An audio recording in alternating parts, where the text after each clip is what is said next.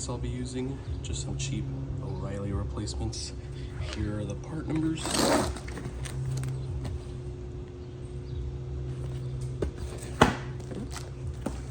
And these guys. I do have some EBC yellows and different rotors on the way, but my brakes are so bad I need to change them anyways.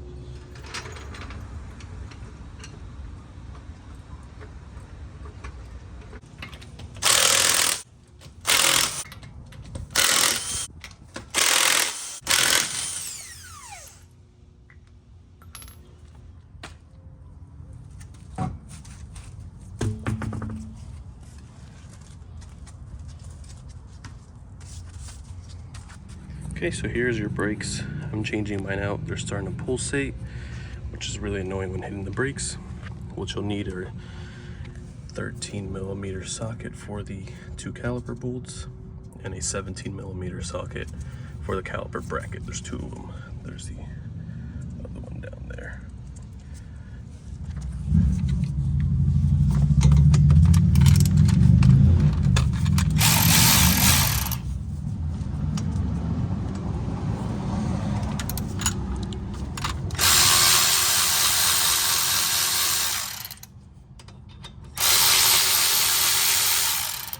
So take these 2 bolts off and you can get your caliper off.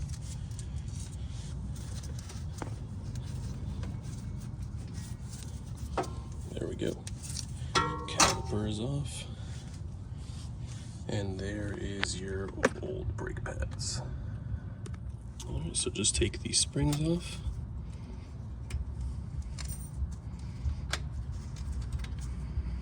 Then you can pull your pads out.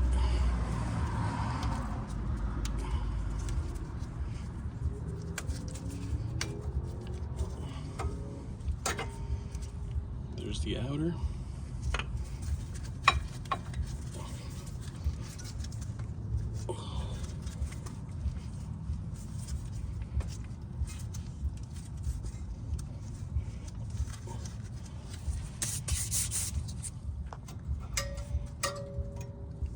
And here's your inner. The inner does have the squeal tab, so make sure you install the new ones the same way.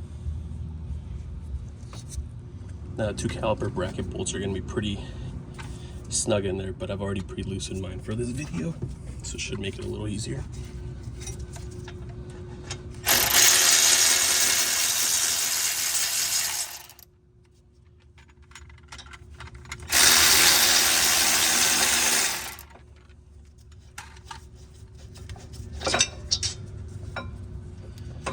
And there goes the bracket.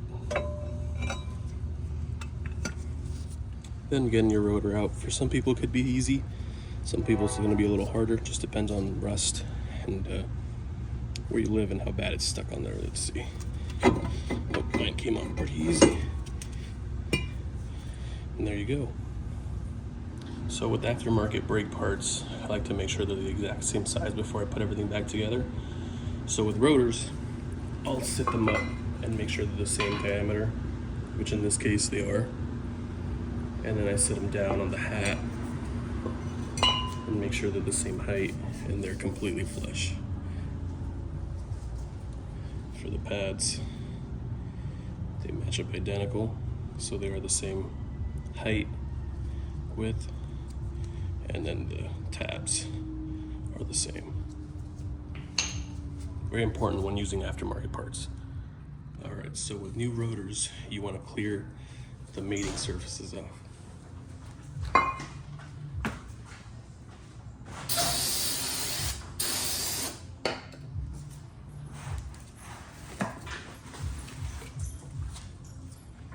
Alright, so now you're going to put your rotor back on. And it just slides on. Next, we're going to change these old clips from the bracket. And to get these off, you just pull them off. And the new ones will clip right on as well. And here we are back with both upper and lower clips. Next, you're just going to attach the caliper bracket back on your car. And then for the caliper bracket bolts, I normally add a touch of blue Loctite to them. Looks like they previously might have had red. I'm not a fan of red, so I'm gonna use blue.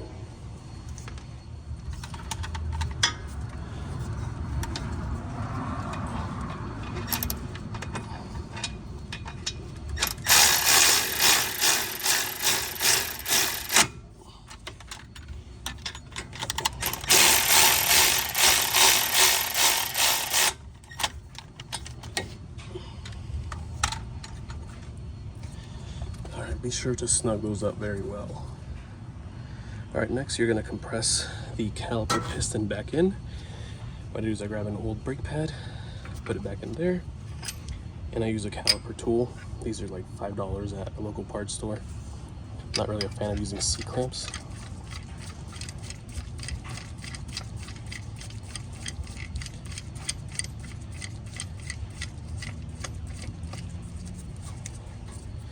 And you're gonna compress it until the piston goes all the way back in.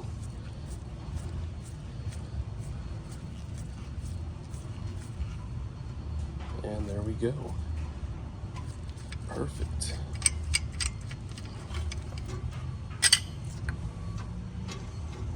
Then I like to clean off the surface here too. Get some brake clean and clean this all off before reassembling it. Okay, one more step before putting the brakes back in. We're gonna take the guide pins out and grease them. So all you do is pull the boots off and pull these guide pins out.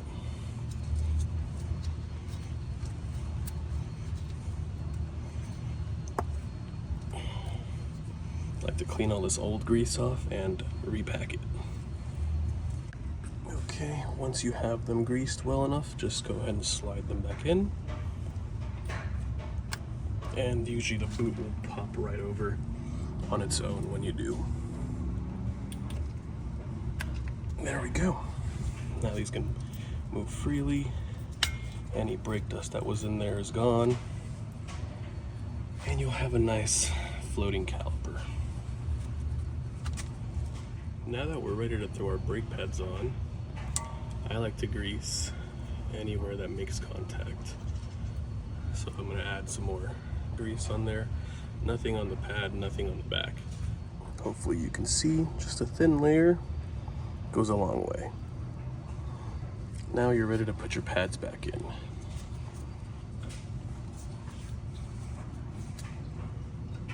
Then just throw your springs back on. There's little holes on the brake pads.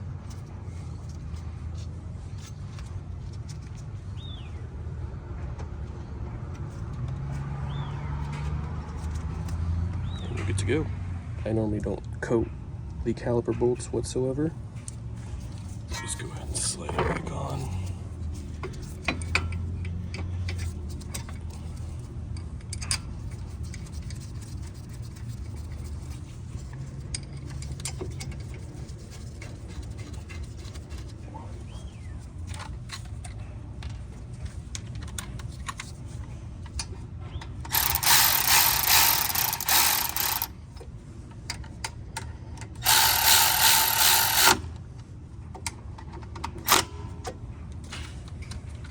And there you have it.